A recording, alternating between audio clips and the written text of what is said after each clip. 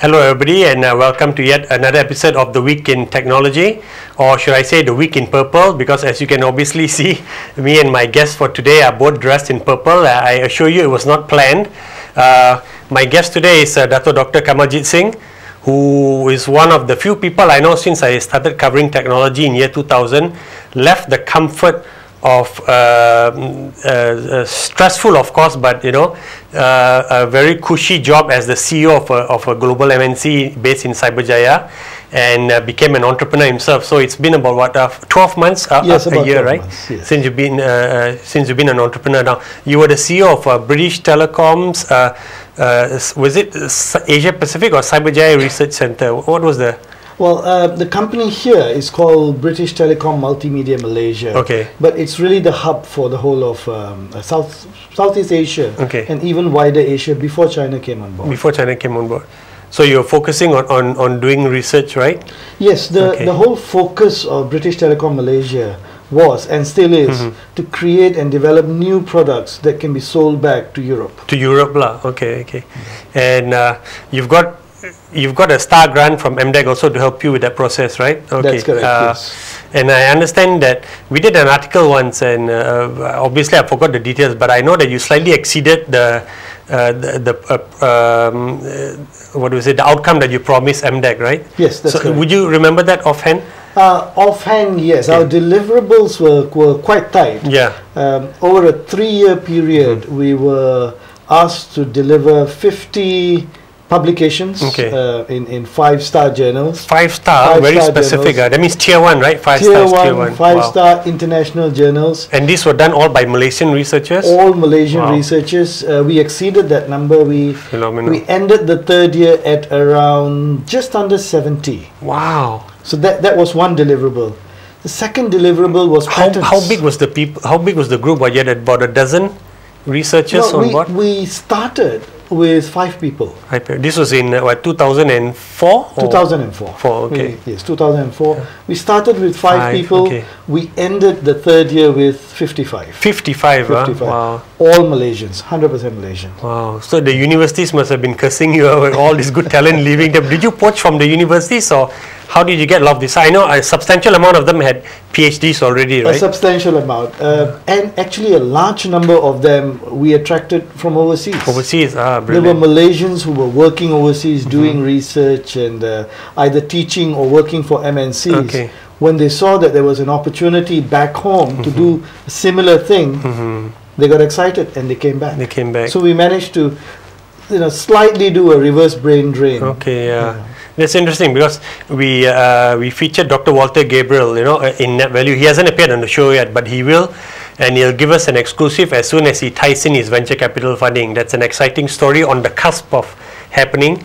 But he was saying that his experiences with Malaysians overseas, forget about giving them brain gain perks, like you can bring back your pet poodle without inoculations or your furniture and all that. They want to talk about money, because they're earning big bucks there. And also he says you got to help build up dynamic IT industries here which are doing cutting edge research, because they're doing that there. That will bring them back, and your right. own example is proof that, right? Yes. That works. Yes. I don't think you needed to hang the brain gain attractions over their heads for them to come back, right? No, not at all. In fact, Wow. we didn't even use it Wow. at all, not even for one person. Fantastic. I mean, what attracted the guys who joined us was the ecosystem of research and cutting edge work, technology and so on. That's what attracts bright minds. Yeah, absolutely, absolutely. And we provided that ecosystem of culture. Okay, great. So 70 tier 1 publications, and then you're talking about patents before I cut you off so rudely. But no problem there. Patents, our deliverables were 50 over 3 years. Okay. We delivered 66. 66, huh? These were all international patents filed worldwide. Wow. Again, all by Malaysians. Wow, brilliant. Do you know how many of them eventually got approved, or? Well, the way the system works in a multinational like BT is we don't file it unless we're sure of a 90% success rate. Because there's a whole team of IP lawyers sitting in London, world-class guys who know the system, who understand the system. So 90% will go through. Wow. Okay, so Dato, you were in this environment, right? Cutting edge, and then what compelled you, to become an entrepreneur and start knocking your head against the wall? Although you were an entrepreneur before, but that venture didn't succeed. So maybe before you answer that, what did you learn from your earlier venture, and from the failure of that venture too? If you don't mind being honest and using the F word. Absolutely. I think we need to use the F word more these days, although it needs to be a different one from what the youngsters use. Yeah, exactly. The reason I joined BT was actually precisely due to the failure of entrepreneurship. When I first came back to Malaysia from New Zealand, in what, 95, I think it was 95. That was when the super corridor was just being talked about. Then it got initiated, and I came back on the promise of new things happening in Malaysia, and I started this company. We did very well initially. Initially, we did very well until the 97 crisis hit us. I was too busy chasing the business, and I didn't realize what was happening around the world. Then the Thai baht fell, the Malaysian ringgit fell, and before we knew it, everything was in recession. Wow. I learned a number of things. One is forget about profit and loss. As an entrepreneur, if you're focusing on profit and loss, you're going to be in serious trouble. It's cash flow. Cash flow is king. And when the recession hit us, the first thing that got hit was cash flow. We had very good customers, but none of them could pay. It was as simple as that. So that was a very critical lesson. The second thing I learned was we actually didn't know how to develop products. You mean we as Malaysians, or within your own company, even you yourself? Well, now that I have so many dealings with SMEs, I can say we as in SMEs, we go out, we develop products the way we think they need to be developed, but they don't have world-class resilience. They don't have scalability. They may not be replicable. That industrial strength. We don't cater for that because most of us have not learned how to do it. So from that experience, I sat back and I said, there's got to be a better way to do this. How do the big boys do it?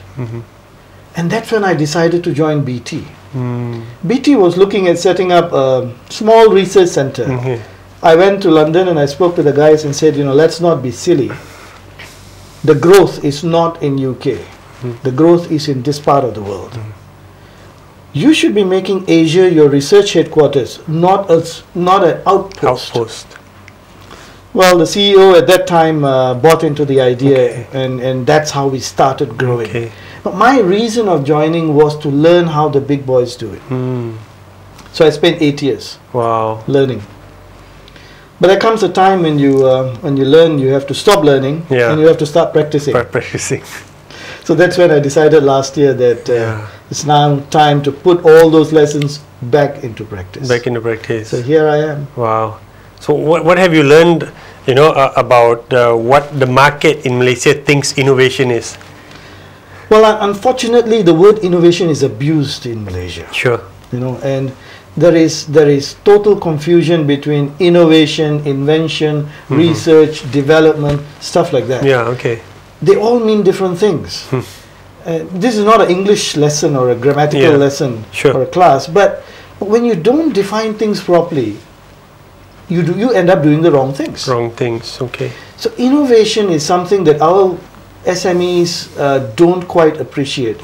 And I've been going out, on road shows over the last 3, 4, 5 years, trying to drill the message through that innovation is not rocket science. Innovation is about how do I make money out of creativity. And in our case, in our industry, creativity from technology. Correct. And when you focus on creativity, I know one of the areas I like you're working on is this DVD, right? That you have already finished producing, right? And you're now hitting your head against the wall trying to market. But and it's targeted at school children, which I think is so important, right? So can you talk to us a little bit about that? Yes, it's a series we produced on critical thinking skills.